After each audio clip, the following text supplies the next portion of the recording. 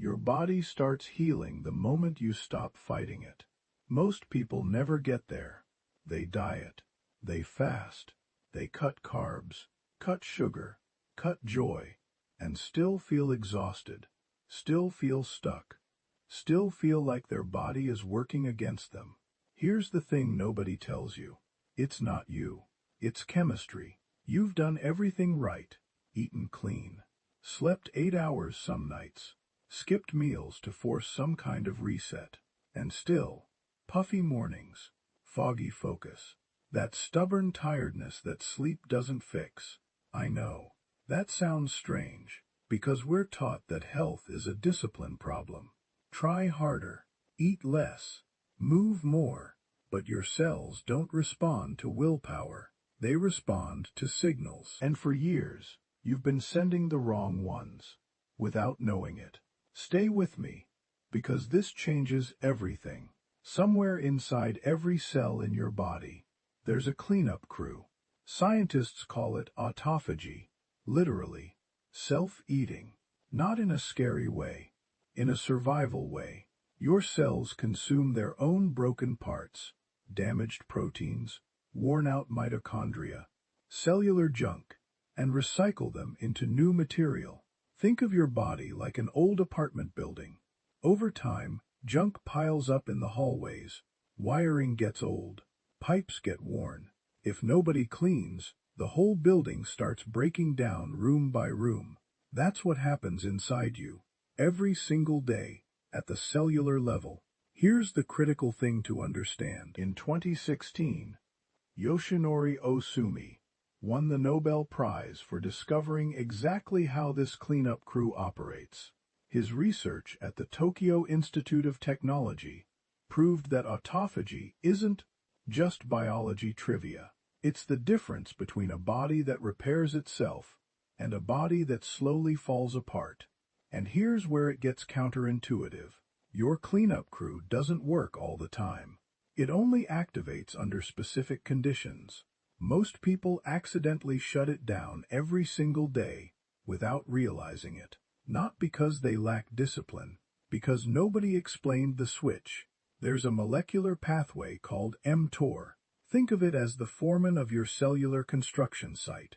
When mTOR is active, your body builds, grows, stores. But when mTOR stays active too long, which happens more than you think, the cleanup crew never gets called in.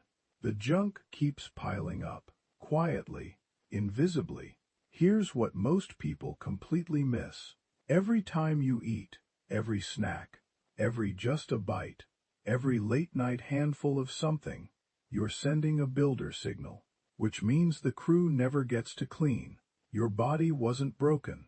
It was simply never given the signal to repair. But here's what they didn't expect when researchers looked closer.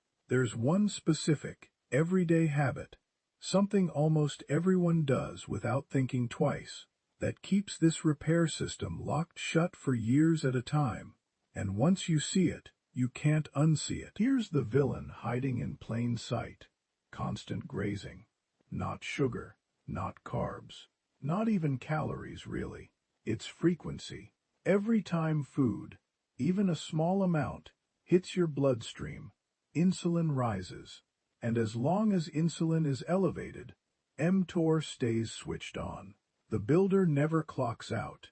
The cleanup crew never clocks in. This was never about what you're eating every hour. It was about how often you're eating at all. That mid-morning snack, that just to hold me over, handful of nuts at 3 p.m., that innocent bite of your kid's leftover food. Each one resets the clock. Each one tells your cells, keep building, don't repair. Your body wasn't sabotaging you. It was following orders you didn't know you were giving it. Here's what changes everything.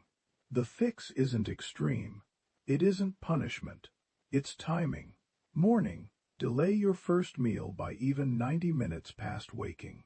This keeps cortisol, your natural wake-up hormone, doing its job without insulin, interrupting it.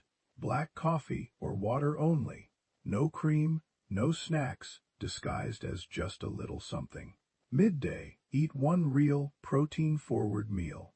Think eggs, fish, lentils, something that satisfies without triggering a grazing cycle later. Protein signals fullness through a hormone called leptin, which quiets the urge to nibble all afternoon. Evening. Stop eating at least 3 hours before bed. This is where the magic happens, because your growth hormone, the one responsible for deep repair, peaks during early sleep, but only if insulin has already dropped. Late eating blocks it completely. In between meals, this is the part nobody talks about. Do nothing. No snacks. No just a little. Let insulin fall. Let the crew come in. This is the actual switch that turns on autophagy, not some rare biohack. Just space.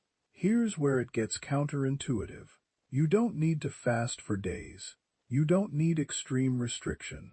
You need consistent gaps, 12, 14, 16 hours if you can, where your body is finally, quietly, allowed to clean itself. None of this works as a single trick. It stacks. Delay breakfast today, and tomorrow's repair window gets easier. Skip the 3 p.m. snack this week, and next week, your hunger signals recalibrate on their own.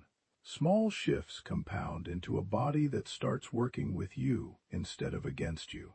This was never your fault. You were just never given the actual instructions.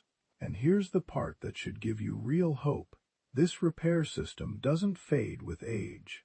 It waits, patiently, for the right signal. But there's one more player in this story we haven't talked about yet. A molecule your body makes at night.